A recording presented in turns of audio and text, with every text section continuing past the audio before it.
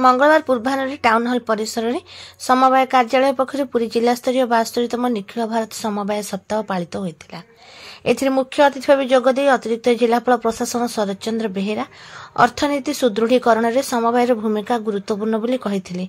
ग्राम्य अर्थनीति को सुदृढ़ और सशक्त करिबारे समवाय समितिर भूमिका सर्वदा गुरुत्व वहन करि आसिछि। कृषक मानक विविध सरकारी योजना रे शामिल करिबा, सेमानक आवश्यकता अनुसार कम सुधरे ऋण प्रदान, सेमानक उत्पादर सठिक बिक्री व्यवस्था पर अतिरिक्त जिलापाल परामर्श देथिले। पूर्वर व्यवसायी माने कम दाम रे चाषी मानक ठारू सेमानक उत्पादक नै जाउथिले, किंतु वर्तमान समय रे चाषी मानक सेमानक उत्पादकर सठिक मूल्य बैंक अकाउंट माध्यम रे प्रदान करा जाउछि, जहा सेमानक हक बोली श्री बेहेरा कहिथिले। उपजिलापाल राजकिशोर जेना समवाय आंदोलन रे इतिहास संपर्क रे आलोचना करिबा सह संग्रह समय निरपेक्षता बजाय रखिबा, मंडीगुड़िकर भित्तिभूमि को सुदृढ़ करिबा, पाक्स कृषक मानक सहयोग करिया पय मत व्यक्त करथिले। पुरी निमापड़ा सम्मिलित बैंक सभापति किशोर कुमार छटराय समवाय समिति को अधिक क्रियाशील करिबा, समस्तक सहयोग नेबा, निर्वाचित समवाय प्रतिनिधि मानक उपयुक्त सम्मान और परामर्श नेबा संपर्क रे से आलोकपात करथिले। डीआरसीएस सुनीता पति अध्यक्षतार अनुष्ठित यह कार्यक्रम में नाबार्डर डीडीएम सस्मिता पृष्टि, बैंक समूहर सीओ बनश्री मल्लिक, सूचना और लोकसंपर्क उपनिर्देशक संतोष कुमार सेठी, हस्तशिल्पर उपनिर्देशक विष्णुपद मारांडी, अतिरिक्त मत्स्य अधिकारी रमेश चंद्र राउल प्रमुख जोगदे समवाय आंदोलन आवश्यकता, आत्मनिर्भर भारत पर समवायर योगदान, कृषक पाक्स मानकर समस्या सहायता संपर्क में आलोचना करथिले। पूर्व अनुष्ठित विभिन्न प्रतियोगितार कृति प्रतियोगी और उल्लेखयोग्य अवदान पर विभिन्न समवाय समितिर कर्मकर्ता मानकु अतिथि माने पुरस्कृत करथिले।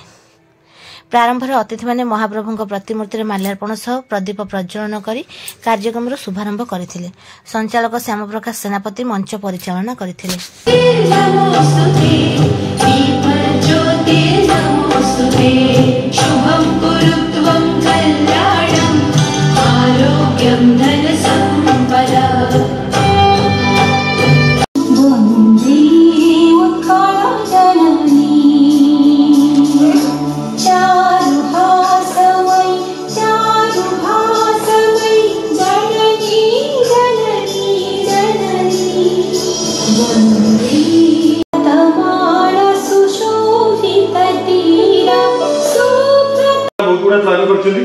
से विस्तृत भाव में कहे और जो मैंने से संस्था सहित प्रोफेशनल डिपार्टमेंट सहित एसोसिएटेड अच्छा किसी किसी प्लान विषय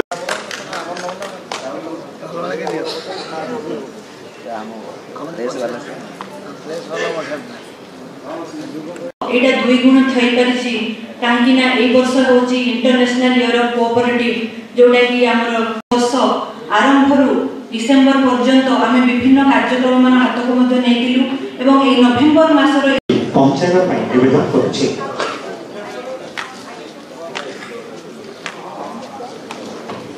माननीय line department, textile, handloom, fishery, dairy जो माने बेस्ट परफॉर्मिंग एवं अन्य अछंती सोसाइटी माननीय सभापति एथि निश्चित भावे सहयोग करिवे। कार्यकर्ता मान महोदय